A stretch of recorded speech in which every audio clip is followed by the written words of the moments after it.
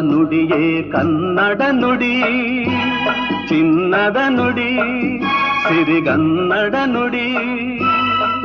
ನಾವಿರುವ ತಾಣವೇ ಗಂಧದ ಗುಡಿ, ಅಂದದ ಗುಡಿ, ಚಂದದ ಗುಡಿ. ನಾವಾಡುವ ನುಡಿಯೇ ಕನ್ನಡ ನುಡಿ, ನಾವಿರುವ ತಾಣವೇ ಗಂಧದ ಗುಡಿ, ಅಂದದ ಗುಡಿ, ಗಂಧದ ಗುಡಿ, ಚಂದದ ಗುಡಿ, ಶ್ರೀಗಂಧದ ಗುಡಿ.